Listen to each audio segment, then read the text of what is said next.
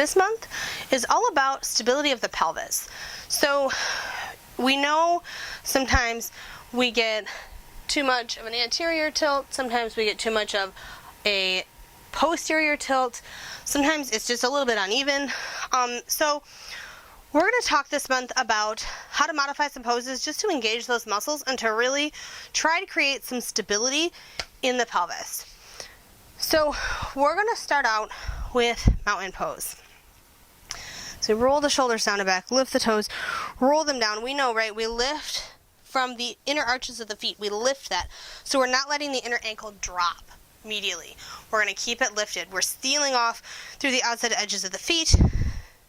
We're grounding down through the big toe, grounding down through the heel, lifting. So we're here, lifting the kneecaps up, lengthening through the coccyx, through the tailbone, right? Spreading across the clavicle or collarbones, lifting the sternum, keeping in check with the neck.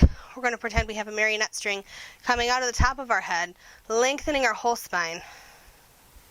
So if we're here, then I'm going to take a block and I'm going to place it between my thighs and my knees.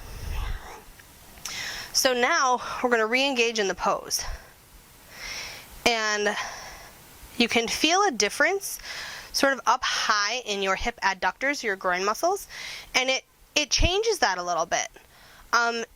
In a good way, where it helps you to realize what muscles need to be kind of engaged that maybe we're not engaging before.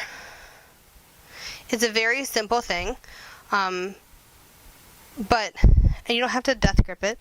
You could step the feet a little further apart, but again, I wouldn't do this with the block on a wider setting. I would do it this way, and it's going to depend on how wide your block is also. Here. And it's just a nice, it reminds you to lift, right? So we're lifting, we're not letting everything just drop. And engaging some of those pelvic muscles that maybe have been a little bit neglected or just need to be kind of woken up a little bit.